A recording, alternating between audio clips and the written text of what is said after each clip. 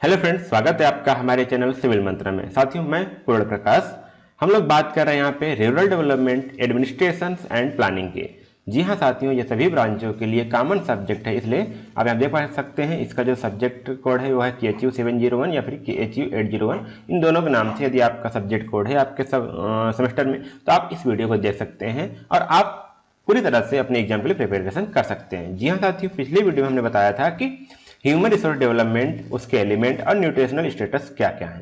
साथियों, ये यूनिट 4 की बात करें, उसका पार्ट 1 हमने अपलोड कर चुका है। यदि आप नहीं देखे हैं तो आप हमारे चैनल पर जाकर देख सकते हैं। कैसे जाएंगे साथियों? हमारे चैनल पर जाएंगे। चैनल पर जाते ही आपको यहाँ पे ऊपर ही आपको प्लेलिस्ट मिल जाएगी।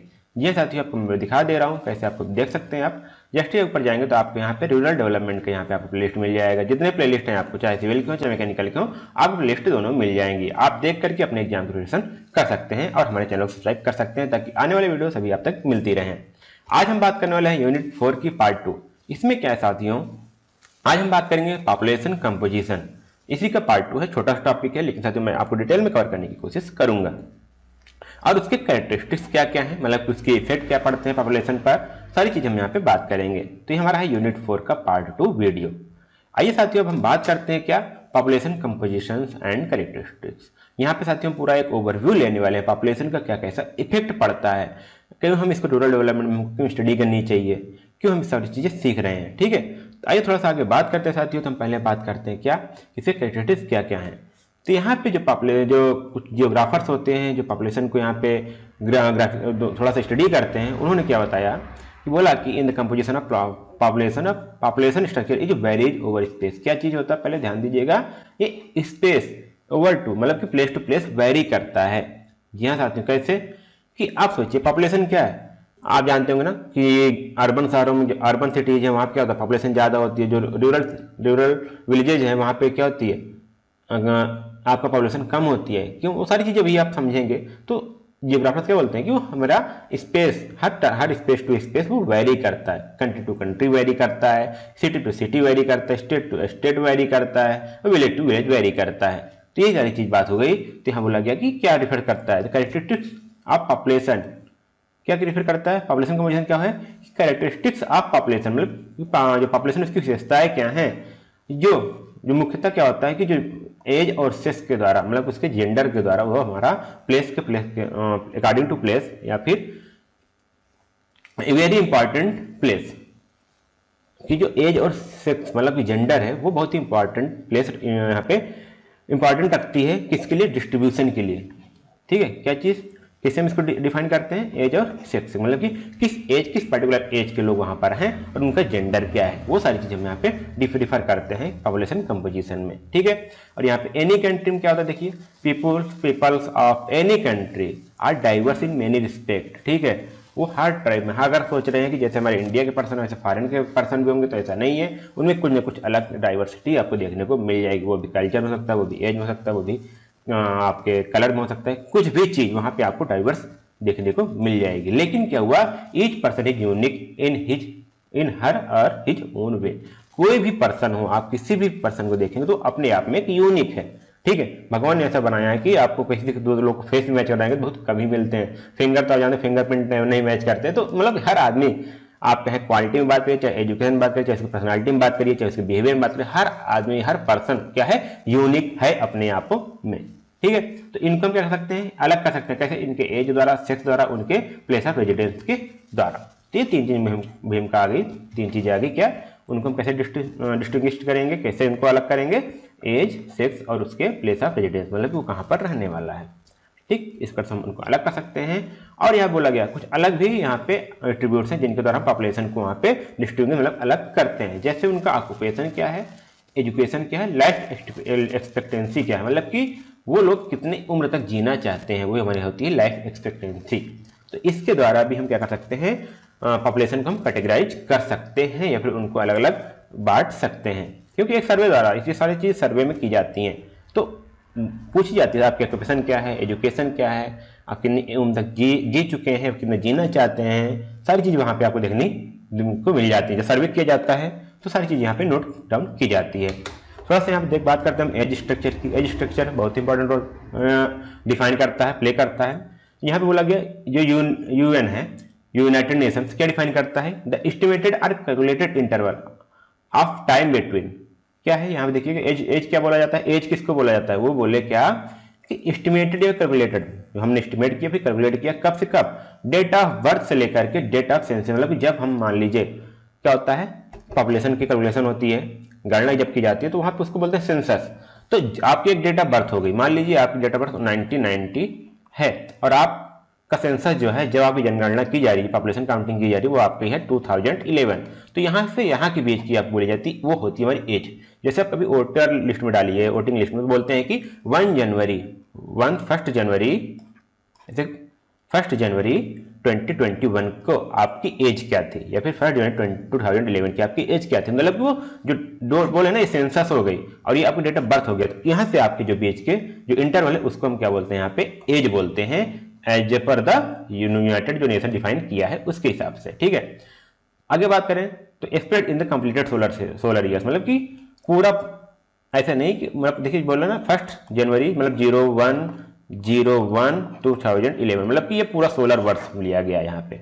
ठीक है, आगे यहाँ बात किया गया कि the age structure of population determine the number of person available for the different social categories. क्या कर रहा है एज स्ट्रक्चर, क्या डिफाइन कर रहा है, डिटरमाइन करता है कि कितने पर्सन अवेलेबल हैं अलग अलग सोशल कैटेगरीज में। ठीक है, और अगर हम तुरंत की बात करें तो size of the labour force available in the population depends on the age structure, मतलब कि कितने लेबर फोर्स अवेलेबल हैं उस पॉपुलेशन में वो हमारे एज स्ट्रक्चर पर डिपेंड करता है। एज स्ट्रक्चर मतलब साथियों आप समझ सकते हैं, अभी मैं आपको थोड़ा सा और डिफाइन करूंगा एज स्ट्रक्चर को, आप थोड़ा ग्राफ देखेंगे तो सारी चीज आपको समझ में आ जाएगी। Planning of various social and physical immunities in region also require the data of age distribution.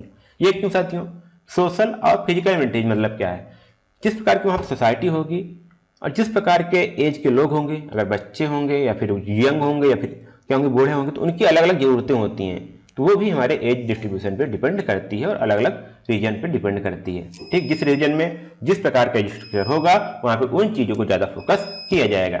यहाँ बोला गया ना large population in the age group 15 to 59 indicate the large working population, क्योंकि ये लोग क्या करते हैं, इनके पास ज्यादा एनर्जी होती है वर्क करने के लिए। ठीक है, तो इसलिए इसको बोला क्या, कैसे बोला गया इनको, ये लार्ज वर्किंग पॉपुलेशन है, ये वर्किंग पॉपुलेशन है या फिर कहीं वर्किंग पीपल है। अभी हम आपको आगे डिफाइन करेंगे, कई फार्मूले आपको देखने वाले हैं, तो हमारे होते हैं वर्किंग पॉपुलेशन। ठीक है, और यहाँ पे अगर बोले तो greater proportion of population above 60 years represent N ageing population. देखिए यहाँ पे 0 to 15, 15 to 59 और यहाँ पे हो गया 16 से ज्यादा। ठीक है, 16 से ज्यादा, ये क्या हो गया हमारे नॉन वर्किंग हो गए। ठीक है, ये हमारे क्या हो गए वर्किंग, और ये क्या हमारे हो गए एजिंग पॉपुलेशन, मतलब कि जिनकी एज ज्यादा हो चुकी है, जिनको क्या करना चाहिए, जिन पे हमको एक्सपेंडिचर, इनके हेल्थ को केयर करने के लिए हमको ज़्यादा एक्सपेंडिचर की जरूरत पड़ेगी, क्योंकि बूढ़े हो चुके बीमारियाँ हो सकती हैं, कई अलग उनकी कैपेबिलिटी कम हो जाती है वर्क करने की, उनको किसी न किसी के ऊपर डिपेंड होना पड़ जाता है। तो यहाँ पे इस प्रकार से आप देख पाएंगे। तो ये यहाँ जो 0 से 15 है और ये 16 के बाद इनको हम बोलते हैं नॉन वर्किंग। ठीक है, क्या बोलते हैं नॉन वर्किंग पॉपुलेशन, और जो 15 to 59 है उनको बोलते हैं वर्किंग पॉपुलेशन। ठीक, similarly high proportion of young population would mean that region has a high birth rate and population is youthful. जैसे मैंने बोला ना, अगर हमारा ये वर्किंग पॉपुलेशन है वो ज्यादा है तो इसका मतलब ये है तो वहाँ पे जो बर्थ रेट है वो हाई होगी। ठीक है, क्योंकि यंग एज है, वहाँ पे बर्थ रेट भी ज्यादा होगा, और जो पॉपुलेशन के यूथफुल है, मतलब उसको हम क्या कर सकते हैं, ज्यादा वर्क में ले सकते हैं, उनके माइंड को, उनके आइडियाज, पूरे क्रिएटिविटी हैं, उनको हम यूज कर सकते हैं नेशन को आगे बढ़ाने के लिए। ठीक, तो यहाँ पे ये सारी चीजें आपको देखने को मिल जा रही है। थोड़ा सा एज स्ट्रक्चर का थोड़ा सा यहाँ पे थोड़ा सा रूपरेखा देखा गया। तो यहाँ पे देख सकते हैं, यहाँ पे आपको एक पिरामिड देखना पड़ जाएगा, एज पिरामिड जिसको बोलते हैं। देखिए यहाँ पे क्या हुआ, 2 सेंसस लिया गया है, 1961 का और 2011 का।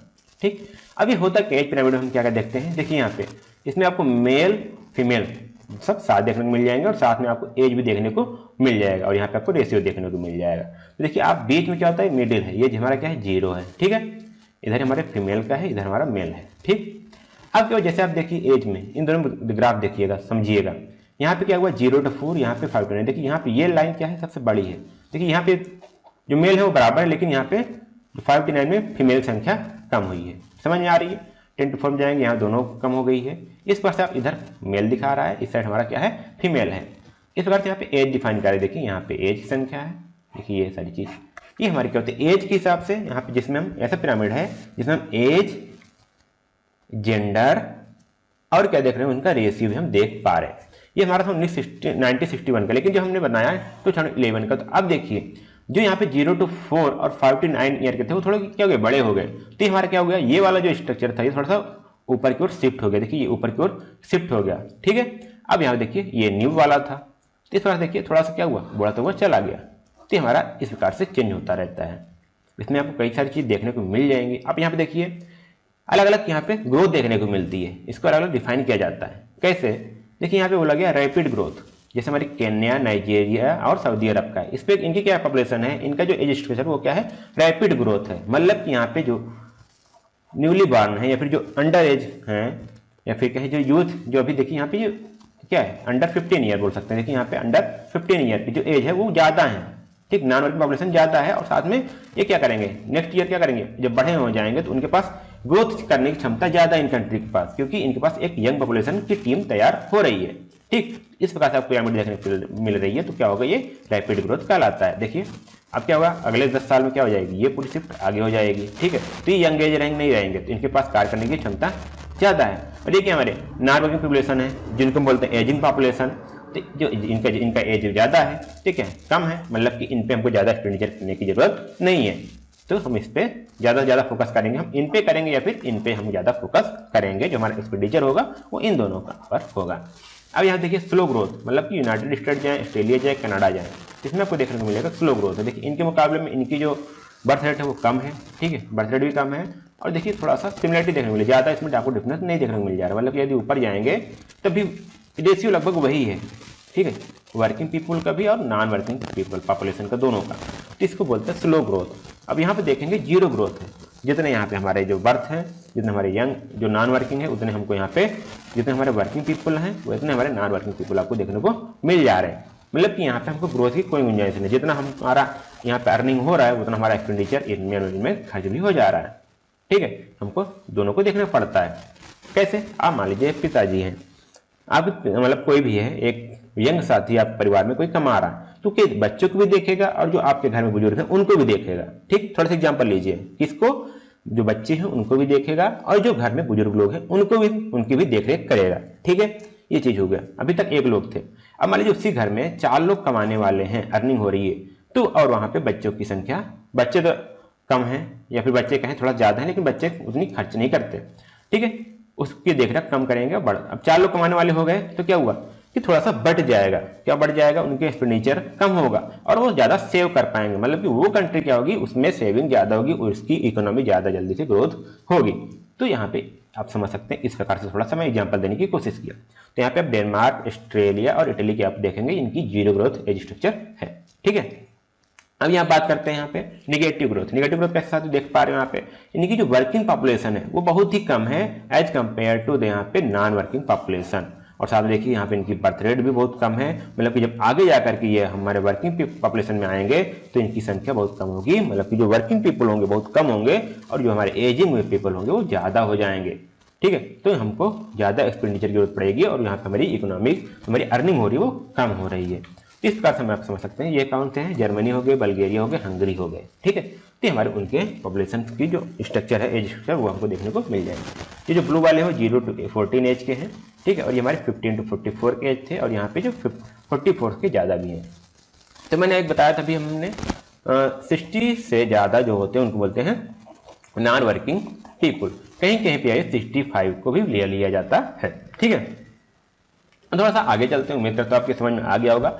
फिगर देख लीजिएगा और नाम याद रखिएगा, rapid growth, slow growth, zero growth, negative growth. हो सकता है आपको यहाँ पे ये कंटी ना याद रहे एग्जाम टाइम में, तो आप इस फिगर को ध्यान रखिएगा, इसको आप बना सकते भी हैं। अब बताते हैं डिपेंडेंसी रेशियो। अभी साथ में मैंने बात किया था ना non working people, working people का, तो उसी पे हम यहाँ बात करते हैं डिपेंडेंसी रेशियो। ये क्या होता है कि ratio of the population provides the number of dependents in the population of every 100 working person. मतलब कि 100 वर्किंग पर्सन है तो उन 100 वर्किंग पर्सन पर कितने लोग डिपेंडेंट हैं। डिपेंडेंट में कौन कौन से आएंगे, ध्यान दीजिएगा। जैसे children below the age of 15 years और person age 60 years and above consider as a dependent people, ठीक है। कैसे डिपेंडेंट पीपल में मैं बात कर लूँ कौन से आएंगे। एक तो वो आएंगे जिनकी एज 15 ईयर से कम है, ठीक है। और दूसरे वो आएंगे जिनकी एज 16 ईयर से एबव है। या फिर देख सकते हैं कहीं कहीं पे आपको 64 भी दिया जाता है, 59 बोला गया तो वहाँ पे हम 59 होगा, ठीक है। तो in the working age group मतलब कि वहाँ कौन कौन से आएंगे, और जो वर्किंग ग्रुप है, वर्किंग मतलब कि वर्किंग पीपल बोले, जिसको बोलते हैं नॉन इंडिपेंडेंट वर्किंग बोलेंगे, तो हमारे आएंगे 15 टू, ये कम हो गया, और यहाँ पे हो जाएगा 15 टू 59 ईयर, जो लोग हैं वो वर्किंग पीपल हैं। तो जो डिपेंडेंट है वो किस पे डिपेंडेंट होंगे, वो वर्किंग पीपल पर डिपेंडेंट होंगे।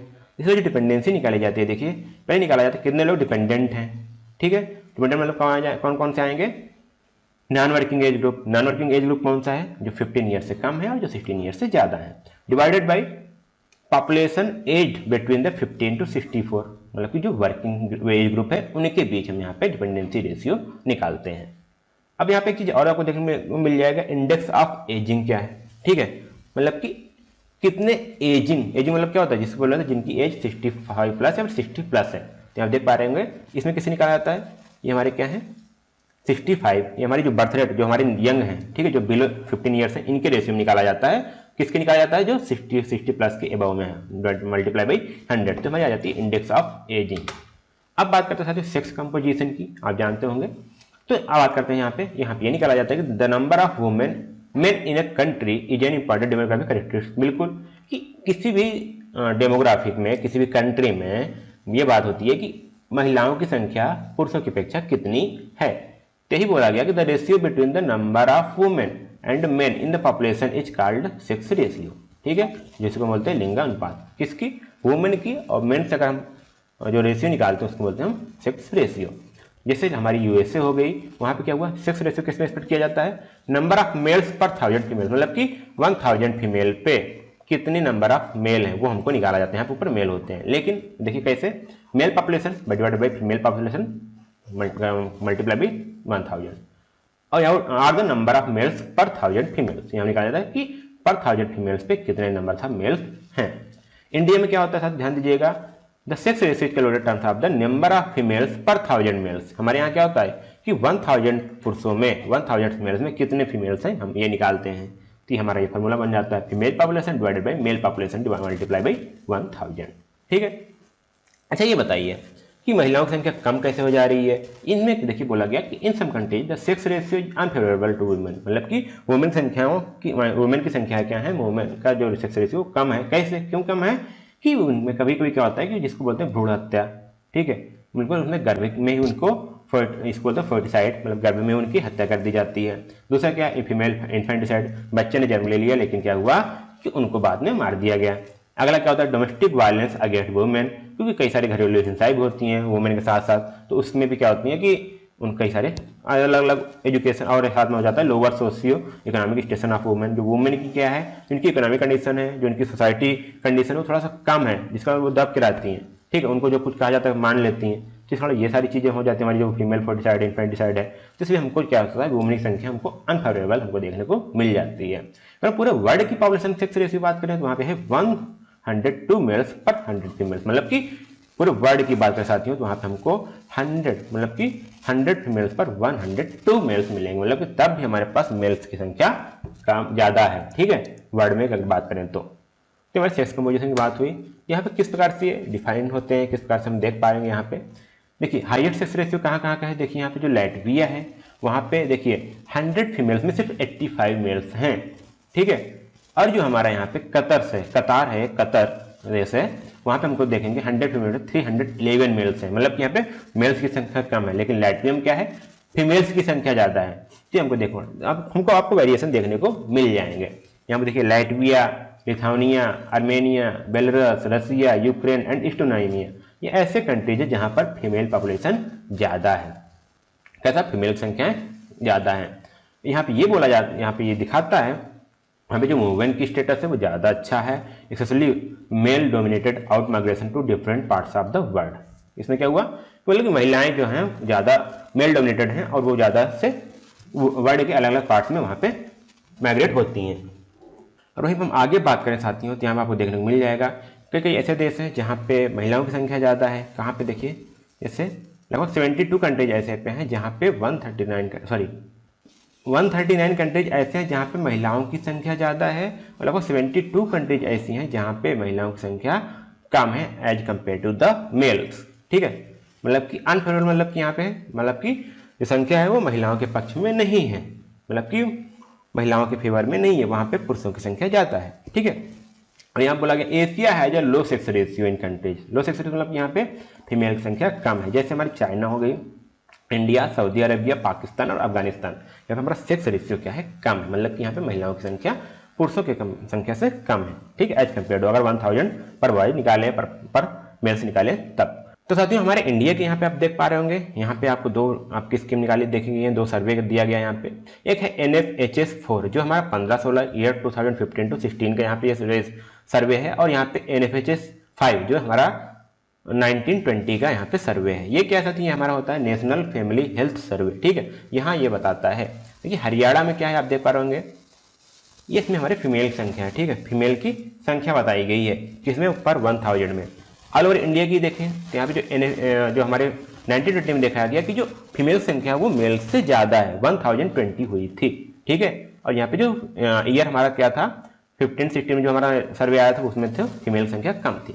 उसमें हरियाणा में देखें तो यहाँ पे 1926, यहाँ पे पंजाब में देखें 1938, 1913 और हिमाचल प्रदेश में आप देखेंगे यहाँ पे जो फीमेल संख्या है जो सेक्स रेशियो ज़्यादा है। कैसे कितना है वहाँ पे 1040 फीमेल्स पर 1000 मेल। तो आप देख सकते हैं यहाँ पे इसका, और ऐसा होना भी चाहिए। 1970 यहाँ चंडीगढ़ देख पाएंगे 1941 और 1971। तो मैं आपको ज़्यादा पॉजिटिव कहाँ दिखेगा, कौन सा रेशियो है, कहाँ का डाटा है, वो हिमाचल प्रदेश का है। ठीक है, उसके बाद अगर आप देखें तो यहाँ पे 1971 है जो लद्दाख का है। ठीक है, जो हमारा पहला था, देखिए यहाँ पे क्या हुआ, लद्दाख का कम हुआ है, लद्दाख क्या हुआ, कम हुआ है, यहाँ भी कम हुआ है, लेकिन यहाँ पे तब भी हमारा ज़्यादा है। ठीक है, और यहाँ पे बोला गया ना कि रेशियो बर्थ क्या है, लगभग रेशियो एट बर्थ, बर्थ के समय क्या था, देखिए 1000 पर बॉयज पे 929 गर्ल्स हमारी क्या ले रही थी, बर्थ रेट था उनका। ठीक, इस प्रकार से आप यहाँ पे देख पाएंगे। और आगे बढ़ते हैं, रूरल और अर्बन कंपोजिशन क्या होता है, जैसे क्या इफेक्ट पड़ता है रूरल और अर्बन में, सेक्स को लेकर, जेंडर को लेकर के क्या होता है। देखिए यहाँ बोला गया कि जो डिवीजन पॉपुलेशन है रूरल और अर्बन में भी के हिसाब से, रेजिडेंस के हिसाब से वो क्या होती है, डिफाइन होती है, वो भी डिवाइड की जाती है। This division necessary because rural and urban life style differ from each other in terms of their livelihood and social condition. मतलब आप समझ सकते हैं कि हमेशा अगर लाइफ स्टाइल चेंज है तो सारी चीज़, उनकी लिवलीहुड, जो उनकी जीवन यापन है, जो उनका सोशल कंडीशन है, वो पूरा अलग अलग है। अर्बन का देखेंगे, रूरल का देखेंगे, पूरा अलग अलग मिलता है। इस प्रकार से वहाँ पे उनका जो कंपोजिशन है, जो हमारा एज स्ट्रक्चर है, जो हमारा जेंडर स्ट्रक्चर है, वो भी आपको डिफरेंट मिलेगा। तो यहाँ बोला गया age, sex, occupational structure, density of population and level of development vary between the rural and urban area. जैसे एज हो गया, सेक्स, ऑक्यूपेशनल स्ट्रक्चर क्या है, मतलब कि कहाँ पे लोग कितने, उनका कहाँ पे फीमेल ज़्यादा वर्क कर रही हैं, कहाँ पे मेल ज़्यादा वर्क कर रहे हैं, उनका स्ट्रक्चर क्या है, पॉपुलेशन डेंसिटी ऑफ पॉपुलेशन क्या है, और उनका डेवलपमेंट लेवल कितना है, उसके हिसाब से हमारा जो स्ट्रक्चर है कंपोजिशन वो डिफरेंट होता है as per male and female. बोला गया ना वेस्टर्न कंट्रीज में क्या होता है, क्योंकि वेस्टर्न कंट्रीज में भी देखा गया है कि males out number of females in rural areas. यहाँ पे हम बात करें तो यहाँ पे वेस्टर्न कंट्रीज में देखा गया कि males out number of females in rural area. Rural area में क्या है कि मेल्स की संख्या ज़्यादा है as compare to the females. और वहीं पे अगर हम शहर में देखें उन्हीं कंट्रीज में, तो यहाँ पे आपको फीमेल्स की संख्या आपको देखने को ज़्यादा मिलेगी as compare to the males. कहाँ पे, अर्बन एरियाज में। ठीक है, जो हमारे पश्चिमी देशों की सभ्यता है, वहाँ पे आपको क्या देखेंगे, गाँव में अगर जाएंगे तो आपको वहाँ पे मेल्स ज़्यादा दिखेंगे, लेकिन जब आप शहर में जाएंगे तो वहाँ पे आपको फीमेल्स ज़्यादा मिलेंगी। ऐसा क्यों होता है, क्योंकि यहाँ पे बोला गया कि excess of females in urban areas of USA, Canada, Europe, ये क्या है, result of the influx females from the rural area to avail the vast job opportunities. वहाँ पे क्या है, फीमेल्स का जो एजुकेशन लेवल है, सोसाइटी है, डेवलपमेंट है ज़्यादा है, तो क्या करती हैं कि जब क्या कहते हैं इन्फ्लुएंस, मतलब वहाँ वो गांव को छोड़कर शहर चली जाती हैं अपने जॉब के पॉलिटी को तलाशने के लिए। ठीक है, लेकिन हमारे इंडिया में या फिर कहें जैसे हमारे नेपाल हो गए, पाकिस्तान हो गए, इंडिया में ये सारी जो हमारे केस है वो रिवर्स है। मतलब कि वहाँ पे आपको गांव में जाएंगे तो अब फीमेल संख्या ज़्यादा ही दिखेंगी, और शहर में हमारे मतलब काम करने वाले अधिकतर मेल्स आपको दिखेंगे। तो ये आपका थोड़ा सा मेंटेलिटी हो सकती है, आपका एजुकेशन लेवल हो सकता है, आपका यहाँ पे जो स्टैंडर्ड ऑफ लिविंग है, लाइफ स्टाइल है, बिहेवियर है, कल्चर, वो सारी चीज़ें आप यहाँ पे डिपेंड करती हैं इस कंपोजिशन को लेकर के। थोड़ा सा और आगे चलते सकते हो तो यहाँ बात आती है लिटरेसी की। लिटरेसी भी आप जानते हैं जिसको बोलते हैं साक्षरता। ठीक है, तो यहाँ पे क्या है, कौन कौन सी चीज़ बात करती हैं। देखिए, एक पर्सन या पॉपुलेशन लिटरेट है, शिक्षित है, तो क्या क्या चीज़ देखती हो आपको, स्टैंडर्ड ऑफ लिविंग आपको देखने को मिल जाएगा, सोशल स्टेटस ऑफ फीमेल्स आपको इंप्रूव देखने को मिलेगा, क्वालिटी ऑफ एजुकेशनल फैसिलिटीज इस पर भी डिपेंड करता है कि वहाँ पे लिटरेसी रेट वो भी डिपेंड करता है, और पॉलिसीज ऑफ द गवर्नमेंट, वहाँ पे गवर्नमेंट की पॉलिसीज क्या क्या हैं किस लिटरेसी को लेकर के। हमारे इंडिया में क्या है, in India literacy to denotes the percentage of population above 7 years age, मतलब कि who is able to read, write and have the ability to do the arithmetic calculation with understanding।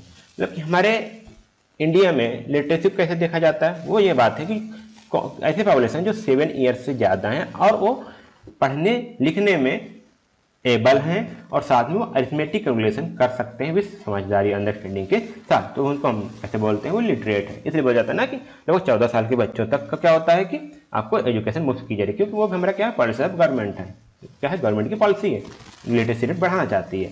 ठीक है, अब ये तो बात हो गई सही है, लेकिन आपको क्या पता कुछ ऐसा भी चीज़ होगा ना कि जब अभी भी ऐसे लोग हैं जब वो पैदा हुए थे या फिर जब उनके टाइम में क्या हुआ, शिक्षा आई ही नहीं थी, उसमें शिक्षा का डेवलपमेंट हुआ ही नहीं था, तब उसमें हम कैसे बात करें। तो यहाँ पे ये चीज़ बात की गई कि in the invention of written language involve the gradual development from the use of pictures known as pictography. अभी तो पहले हम लोग क्या कहे थे कि रिटन लैंग्वेज के पहले हमारी क्या आई थी, एक पिक्टोग्राफी हुई थी, जिसमें हम आदमी कहीं जाता है तो वो पिक्चर बना देता था, ठीक है, या फिर कुछ बात हुई तो वो सारी वो चीज़ बना देता था, तो उसके द्वारा आपका कम्युनिकेशन होता था। ठीक है, तो ये बात होगी, पिक्टोग्राफी बोला गया to the use of and, उसके बाद हम क्या किए, अल्फाबेट में आए। लेकिन the development is said to have occurred in the ancient Sumer around 3600 BC, जिसको बोलते हैं क्यूनिफार। इस एज में ये सारी चीज़ें होती थी, फिर उसके बाद हमारी क्या आई, अल्फाबेट्स आए। तो यहाँ बोला गया जो पीपुल जो इसके पहले रहते थे वो उनको हम इलिटरेट नहीं बोल सकते, क्योंकि उस टाइम में हमारे पास शिक्षा थी ही नहीं, वो लिखना पढ़ना उस टाइम में था ही नहीं। तो इसके लिए वहाँ पे अलग अलग टर्म यूज किए जाते हैं, जैसे प्री इलिटरेट, नॉन इलिटरेट, उसके बाद इलिटरेट। इसमें क्या होता है साथी, बोला गया, क्या बोला गया, देखिए, the society the exist period to the invention of the written language are called, ऐसी सोसाइटी जो अभी भी एग्जिस्ट करती हैं, लेकिन तब क्या हुआ था, रिटन लैंग्वेज का इन्वेंशन नहीं हुआ था, तो उनको हम क्या बोलते हैं, नॉन इलिटरेट बोलते हैं। उनको इलिटरेट हम नहीं बोलते हैं, क्या बोलते हैं, नॉन इलिटरेट बोलते हैं, क्योंकि उसमें शिक्षा था ही नहीं। ठीक है, और यहाँ बोला गया even after the invention of the written language at present time there are society that never encountered with the written language. यहाँ पे ऐसे भी लोग हैं, ठीक है, भले ही शिक्षा है, हम लिखित रिटन लैंग्वेज जानते हैं, लेकिन ऐसे ऐसे एरियाज, ऐसे सोसाइटी हैं जो कभी इसको देखने की लिखा कैसे जाता है, पढ़ा कैसे जाता है, तो उनको हम बोलते हैं क्या, प्री इलिटरेट, मतलब उनके मतलब शिक्षा उनसे काफ़ी दूर है। ठीक है, कभी स्कूल गए ही नहीं है, कभी पढ़ना जानते हैं, लिखना जानते ही नहीं, ऐसे भी हैं, आज प्रेजेंट टाइम में भी हैं, तो उनको हम बोलते हैं क्या, प्री इलिटरेट। ठीक है, इसलिए हम यहाँ बोला गया ना, pre illiterate, non illiterate, illiterate.